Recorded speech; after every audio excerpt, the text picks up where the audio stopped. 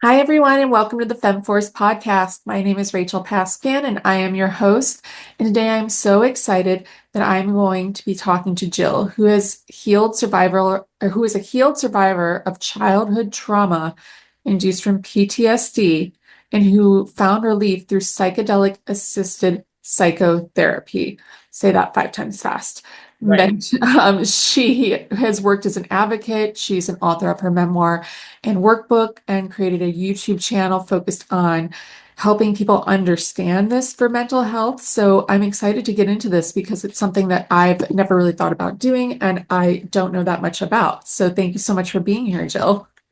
Well, thank you for having me. I appreciate it. This is going to be a fun chat. Yeah. So just tell everyone a little bit how you got to this point to have this journey. Like what brought you here?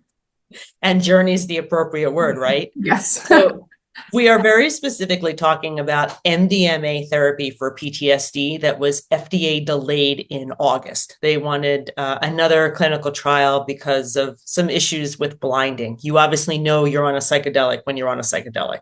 Yes. But anyway, I came to the therapy quite unexpected in my mid 40s. I lost my long-term partner, Carl, and about 18 months after his passing, the widow's fog had started to die down. And I was reading plain old email from work and got this email about certifications, which is like on a scale of 1 to 10, it was like a -3, like not important, right? But I went into a full PTSD response. My body felt like I was on the edge of a cliff or I was being chased by a wild animal. I was 1,000% sure that that email meant the change in my career. I was going to lose my job. I was going to lose my house. I was going to be living in my car. Completely irrational. And so even after a couple of months of, hey, everything's going to be okay, I couldn't shake it. My body was still in that hypervigilant state. I went back to my therapist with whom I had worked with my grief work because I had not been in therapy until Carl passed. And I found it very helpful to work with somebody to process the grief. And after a few more months of chatting and starting to understand my background, because we had never talked about my childhood, domestic abuser father, clinically depressed, suicidal mother, we hadn't talked about any of that stuff. She ultimately diagnosed me with PTSD. I argued. I was like, have you met me? And then it turned out that she was studying to be a psychedelic assisted psychotherapist, very specifically MDMA therapy for PTSD. And she said, look, go take a look at the clinical research because she saw I was like, I was not into, drugs, things like Numbers. that. You like some numbers, some data. I was like, yeah. And so at that point, they were on the phase 2 clinical trial where on average, again, I was an English major, so I round Love that. two-thirds of the people in the trials after 3 administrations of MDMA had no longer qualified for a PTSD diagnosis. And I was already on Wellbutrin, which is an antidepressant. I was already in talk therapy. I was doing all the traditional things, and we weren't making progress. And so I was becoming more and more suicidal. What's the point of living if you can never feel safe? And ultimately, I decided after looking at the research and working with my trusted therapist and her mentor, who at the time was a surgeon, I was like, I think I hit the lottery in terms of this opportunity. After a year, 3 administrations of MDMA, I then was the same way. I no longer qualified for a PTSD diagnosis. So here I am telling people about it to decrease the stigma around psychedelics. I mean, that's amazing. And the struggle that you've been through, and I'm so sorry. It's so much that you've been through in your life, and you're such a positive person. So like you wouldn't expect that when you first meet you to. You're seeing the Instagram reel. You're seeing the after. Nobody was there to see the before with the. I mean, you discovered this, and when you were going and you said you were looking at it and you were diving into this, what were some of the things that really stuck out to you where you're like, I'm going to give this a try from like a data and number perspective, since, a lot of people would be like, well, what are the numbers? If we're in a second clinical trial, what's going on? Oh, that's the normal process. They need like phase 3 clinical trials according to FDA guidelines. So they were just kind of in the middle of the process. What got me is my mother. So my mother was clinically depressed her entire life, and back in the day, this will date me. Uh, there was the term a chemical imbalance, and so the way we looked at my mother was that the drugs that she was on, lithium and other antidepressants, never balanced her out. Like there was something wrong with her. Nobody really ever dived into her childhood and what she put up with and how she was living. It was definitely a medication process. And I saw, and it was because of the failings of my mother in that medical system, why I never went to therapy as an adult until like Carl's passing. And I just saw firsthand how ineffective a lot of our medical system is.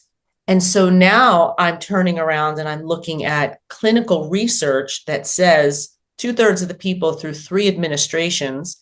And I've got my trusted therapist, who at that point I had developed, a multi-year relationship with, saying, I'm with you, we'll do this together. And I just, the traditional stuff just was not working. It didn't work with my mother. It wasn't working with me. And the choices were live miserable, peace out, or try this therapy. And so I tried the therapy. So a lot of this, I mean, because most people, the first step would be to see a normal, using air quotes, everybody who podcast language here, who can't see that, like normal therapy, which would just be, yeah, seeing someone a month, once a week, whatever. Like I see someone once a week. Yep. There, do you feel like it really works for people who have PTSD and grief, or does it go for all sorts of different things from anxiety, depression, and like, does it hit on the psychedelic help? Oh, so there are, I think like the number, again, English major here, I believe on clinicaltrials.gov, there are 200, if you search psychedelics, you'll find over 200 clinical trials, some of which have concluded, some of which are still, in process. You'll see a whole variety. And so when you're looking at different diagnoses, MDMA for PTSD has the most clinical research for PTSD. Psilocybin, the agent in magic mushrooms, that has some clinical research for anxiety, depression, and treatment-resistant depression. You'll see that ketamine has some research. It's interesting, the research on ketamine in terms of depression. It seems to be ketamine allows people to see what life is like without depression, but then they still have to do something else to work on the trauma. So MDMA, PTSD, psilocybin, anxiety, LSD just got breakthrough therapy designation also for, I believe, anxiety, depression. So what we're probably going to see in the next 5-ish years is an explosion of research dedicated to specific diagnoses. Can I turn around and say that MDMA therapy is going to lift depression? I can't. That wasn't my diagnosis. Can I say that MDMA therapy, if somebody is in a crisis state, can help them start to unravel that crisis? I can also say that about psilocybin. So if you have any sort of medical issue with your heart that keeps you away from MDMA, psilocybin might be an option. But regardless, anybody with a history of schizophrenia with themselves or their family or phobias should absolutely stay away from psychedelics right now. The research does not exist to prove that it's safe for folks with that population of folks. I mean, and it's just phenomenal that we have all of these different types of things now, and people, I mean, that's why we do this, so that way people can learn more about it. When I think of the psychedelics and the experience of doing this, I literally only know from the Goop documentary where they it looked like Tulum in the middle of the woods, and it was like a medicine manny guy, and he came out and they took it, and there was like screaming and crying and things were happening. So explain what happens when you go to do this, because I'm sure it was exaggerated and definitely doctored for Netflix as it was. And so actually happens when you're there? Yeah. No. So there's two different kinds of experiences. There is the it's interesting how people would describe this, but I'm going to tone down. There's the westernized therapy side, which is what I experienced with my MDMA therapy. And then there's the more Eastern-ish, we're going to have we're going to partake in our growth experience, our enhanced state while in ceremony, while in nature. Both of those have space. There's nothing wrong with either one of them. They can both live together. It's funny how people are like anti whatever. Anyway, Yeah. I've done both. I had the lovely experience of the therapy, which I needed my handheld. And I've also been in the middle of a jungle doing, psilocybin. What I will say about a therapy experience is that you are the focus. You have doctors focusing on you for the 6 to 8 hours. You have preparation the day and then integration after. It is an entire medical procedure. The same way that you go in for surgery, you have to prepare, you have the surgery day, which is a big day, and then you have to work on your healing. That's the same way in the therapeutic mode. Yeah. What you saw in Goop was, or at Goop or with Goop or whatever, was and I only saw parts of it, so I'm going to go off of my experiences. There are lots of retreats in countries where psychedelics are legal, so Yeah. nobody's breaking the law. And in a traditional way, psychedelics were very much in nature. So it's not uncommon to troop out to, some very, very nature oriented environment, get on a mat, partake in some psilocybin. Usually it's psilocybin, sometimes a little mix of DMT, but psilocybin, and have a lovely in community, in ceremony experience that is probably not trauma informed. Okay. So I have a funny feeling the people at Goop went to a place that probably was trauma informed, or else they wouldn't have put them on TV. I'm not sure about that. But just know that a lot of times when you go to the retreats, you can absolutely have a very somatic experience, be yelling, screaming, processing stuff, or you can be very internal with a little eye mask. It really comes down to individuals' experiences in their lives that they have to process, which is why no matter what experience you're looking for, make sure you have qualified people, because when you're in that enhanced state, if you do have a very somatic experience and you're rolling around, you want to make sure there's somebody that's sober there to make sure you're safe. Yeah. So they both have validity. If you're not you don't have a diagnosis and you just want to expand your mind, or you're at like a point in your life where you want to make some changes, those retreats are beautiful.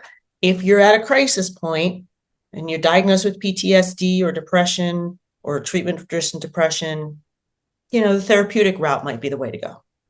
I think I took a long 1,000%. time to explain that. No, it makes sense. And that's the important thing, because I feel like it's a lot of unknowns.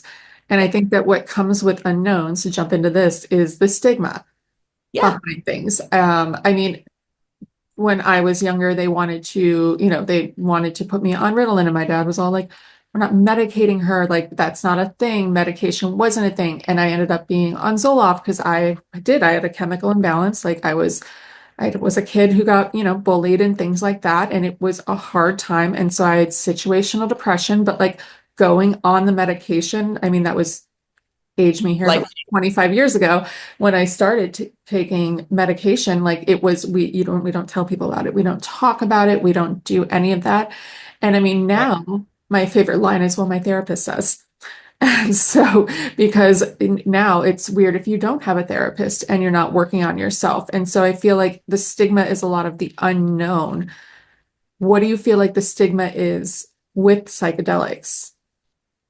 Well, one of my lines is, well, people are starting to go all Richard Nixon on us. Richard Nixon is the one who really started the war on drugs for primarily political reasons versus healthcare reasons. So therefore, we have been media fed for decades how bad these things are. And when you have a situation of someone who is unstable, who takes a huge dose of something, you wouldn't drink 20 Diet Cokes in one sitting, right? You would have a proper dose of a can or two. I mean, when I was addicted to it, whatever. But like I've got my little Everyone, I soda. mean, the Diet Coke for it's very, very trendy right now. So don't worry. You're in Right? good company. But like we can all understand a proper dose of Diet Coke, right? When we're looking at these really outrageous stories that the media picks up, they are very rarely, or it takes you down like 5 paragraphs to realize this person was unstable to begin with before taking psychedelics. He or she was drinking. He or she took a huge dose. Like these are, if you look at psychedelics as medications, you realize that you don't just pop 10 mushroom pills the same way you wouldn't pop 10 Tylenols, Yeah. So what part of the media works on clicks, media works on eyeballs. So they're going to pick the sensational stories.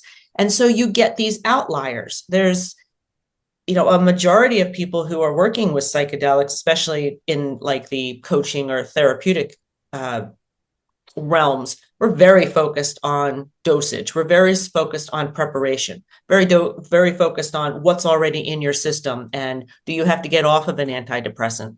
None of that information is really mainstream. And I grew up on the egg in the frying pan.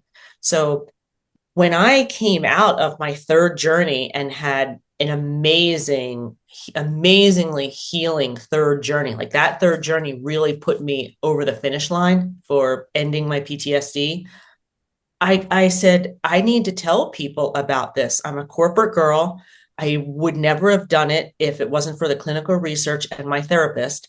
And other people like me need to know this is a real potential solution Yeah. that's out.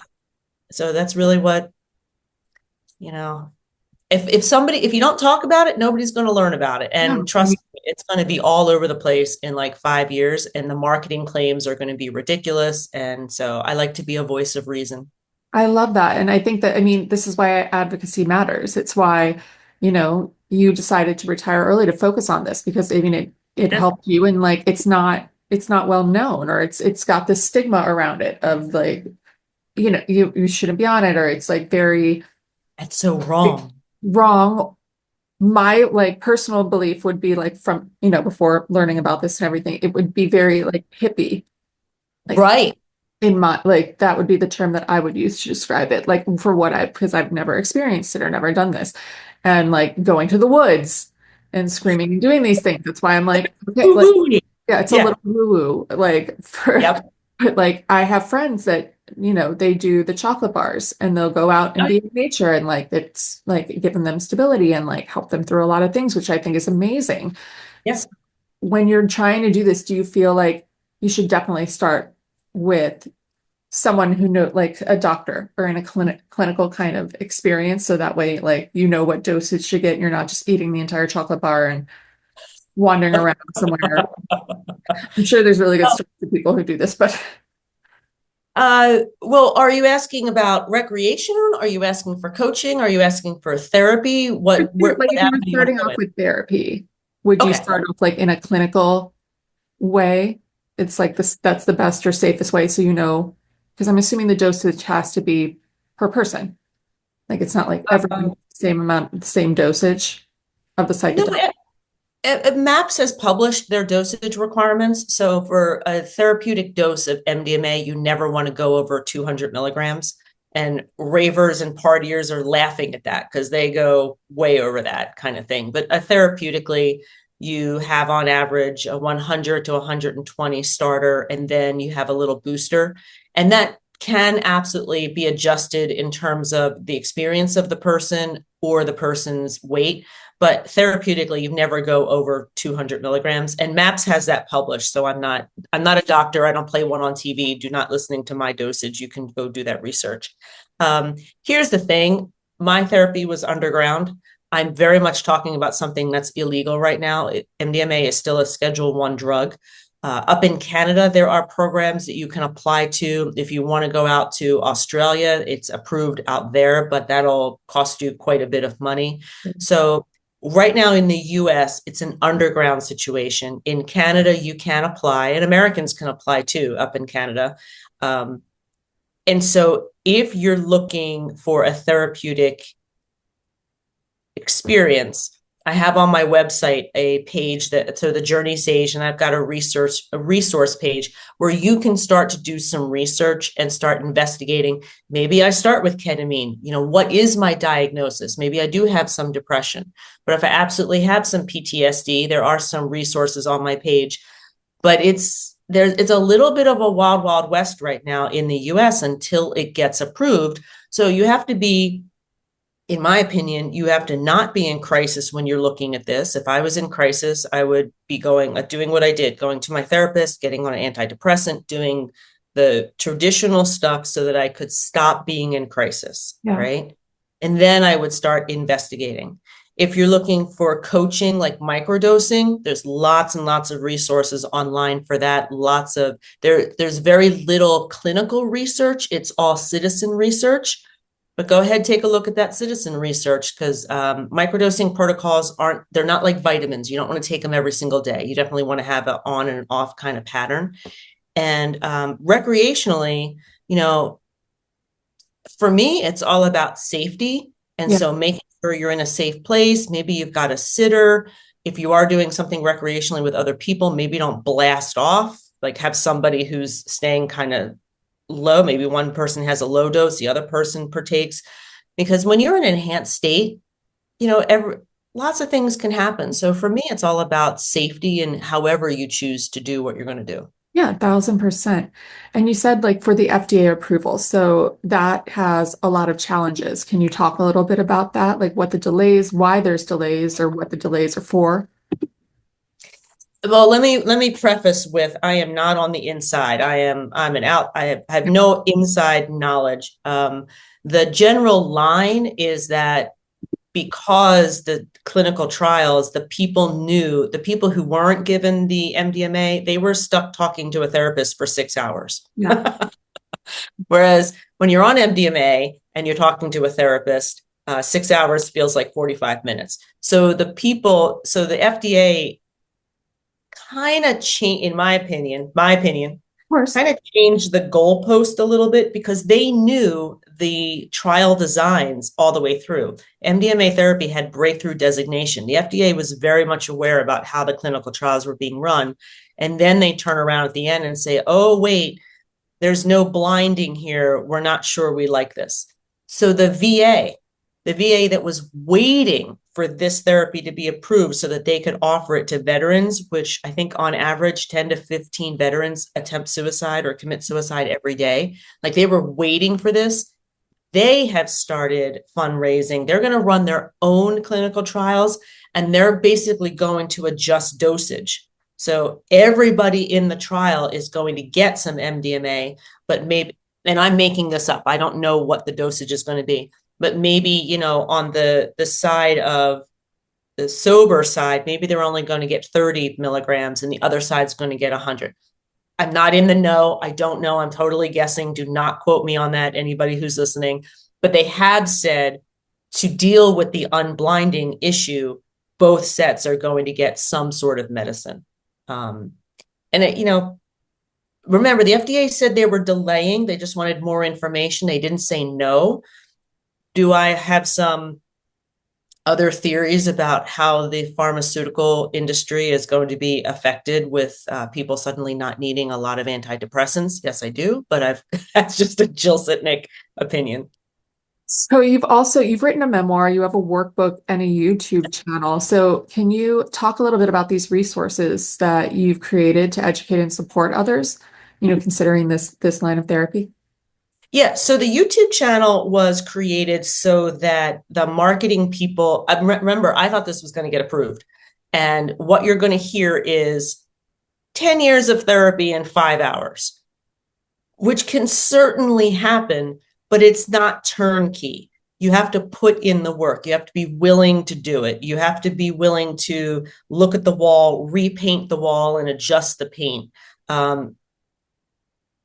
We're going to see some incredible marketing, and my way of combating some of that was to make my YouTube channel to explain how this therapy works, the amount of preparation, the amount of therapy you need, and that it's not turnkey. So that's all there. I post on a daily basis, and I have a 2025 goal of posting more face videos. I promise I'll do that more. Cards, The don't worry. oh, oof, the memoir is more along the lines of if you have suffered child abuse in your past and you want to understand how a child abuse victim unravels that abuse with MDMA, the memoir is great. If you have not experienced child abuse, you find the memoir repetitive, Okay. because one of the things that happens is that when we're using psychedelics that allow for the neuroplasticity for the brain to change, it requires repetition. Think about how you learn. You got your flashcards. So the very same way I'm unlearning that I was not lovable because my dad beat me, and I might have had to go over that in my mind 5 or 10 times. So you're going to see a bit of that repetition in the book. Yeah. So warning, if you've suffered from child abuse, you'll get the book. If you haven't, you'll be like, she kind of talks about her dad a lot. Right, that's okay. We've all got different trauma from different places, so totally makes sense. Totally fine, right? A And thousand then I just like to warn people. And then the workbook is if you are going into a psychedelic experience, whether for therapy or at a retreat, I give you the 8 techniques that my therapist and I used to prepare intentions for my journey. So that's what the workbook is. That's amazing. And so, for those that are considering this therapy, where Mhm. should they start? Should they start with like their own therapist? Should they start like looking through the FDA? How do they find this kind of therapy? Well, that's the hard part because it's not legal in the US. And I totally understand. I'm talking about something that's challenging to find right now. So, what I would do is I would talk to my therapist. I would bring my phone or my computer and show maps.org because that's where all the clinical research is. Yeah. And if that therapist isn't kind of aware of what's going on or isn't interested, ask that therapist if he or she knows somebody else. Uh, if that doesn't work, then you have to start old school networking with joining psychedelic communities, going online, things of that sort. If you're willing to travel to Canada, you can do a search for MDMA therapy in Canada. From what I understand of one company, it's an application process, so there's no guarantee, probably because of, I'm going to think because of a lot of people asking. And you also have to have a diagnosis. So that is a process. Um, it's a challenge right now, and it is the wild, wild west. So if you are looking for this kind of work, have your list of interview questions at the ready. How long has this person been doing the work? How many people has this person worked with? Like, you don't want somebody who did 2 mushroom journeys thinking they can heal the world and suddenly they're going to give you MDMA. What's their therapeutic or coaching background? Or are they simply a sitter there to just make sure that you're safe? Get all of your questions ready, because you might find yourself in a situation where you have to interview providers. Definitely don't go by like the first person you find automatically without checking them. I mean, that makes sense because you want to, for all medical things, everybody I feel like should be doing a lot of research. So let's hope in the future, like this is approved by the FDA, we're on a good track going towards, having this readily available in the States. What is your hope for this service to be readily available, to, have more therapists that are going to be licensed in this? Oh, all of it. I think my biggest hope is that insurance is going to help. When That's a big, produ- yeah, producing MDMA outside of a regulated environment is not particularly expensive. I've seen some horrendous numbers in terms of MDMA production in a regulated environment, number one. Number two, I mean, my therapy was not cheap. It was my therapist and the guide, a solid 8 hours. So I'm paying 2 people 8 hours. That starts to add up. And so, and I had to do that 3 times, and I was still in my talk therapy. Now, I was a corporate girl. It was okay. I'm very privileged. I was able to afford that, which is lovely. But I know not everybody's in that situation. So what I'm really hoping for is that insurance will somehow kick in.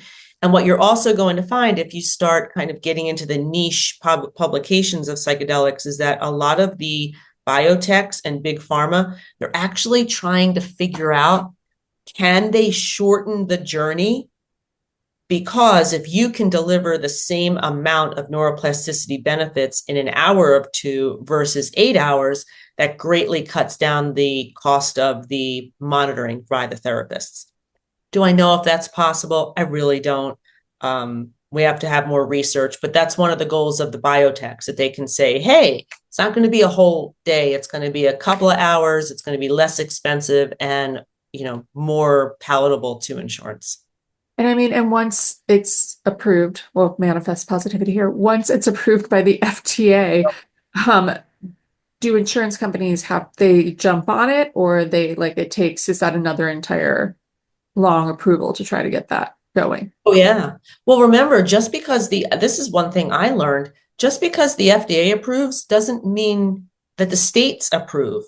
So like there are some states, California is one of them, that as soon as MDMA therapy is approved, in terms of their state, providers are allowed to open up clinics. Yeah. But that's not across the board. So you have a landscape of some states allowing it, some states not. Insurance companies then kind of trying to figure things out with the different states. I mean, we're in for, I don't like to be pessimistic. I would assume we're in for a few years of a lot of red Long tape. haul. We're in for the long game. That's what I think. Yeah. I mean, it with everything going on, especially in today's world with insurance companies and everything, you would hope that they would be like, let's get people therapy. Yeah. No. There is a mental health crisis. Like, let's help with that. Let's try to get that, regulated and out there. Not if there's a financial incentive to keep people on a medication for the rest of their lives. Yeah. No, I can totally understand that. Yeah. So, Yeah. as we wrap up here, I have one question that I ask all my guests. If you could give one piece of advice to your 16-year-old self, what would that be? Everything's going to be okay. Simple to the Everything is going to be okay. You think everything right now is really big. point. Trust me, everything's going to be okay. Right. I tell whenever I'm like 16-year-olds, I'm like, I know I sound like a broken record and I sound like my parents, but it's gonna be okay. It's not as big of a deal as you think it is, and I swear it's gonna be okay. Like you think this is your world, but it's your bigger things come along. It's gonna be okay. Yes, yes. I wish I've actually done a little bit of reparenting. I've put adult Jill in the room with 16-year-old Jill and said exactly that. So that's my real advice to myself. So plug yourself, tell the listeners where they can find your website, the workbook, the memoir, all the things, the YouTube. Oh my gosh. Oh my gosh. So the Journey Sage, because I like to educate about the journey of healing. So that's my website, that's my YouTube. And by the end of January, I'm going to have a course that, when people want to understand what's the clinical research around depression, PTSD, anxiety, I'm making a little course because that's the question I get the most, to be honest. So that'll be done by the end of January. That's so exciting. Congratulations. And I'm looking forward to seeing it all. And everyone check out the website, learn more about this. I think that, you're on the forefront of something and, if it's helping people, that's really all that matters. So I'm Exactly. excited to see what happens. Thank you so much for having me. This was a pleasure. Awesome. All right, everyone. See you next week.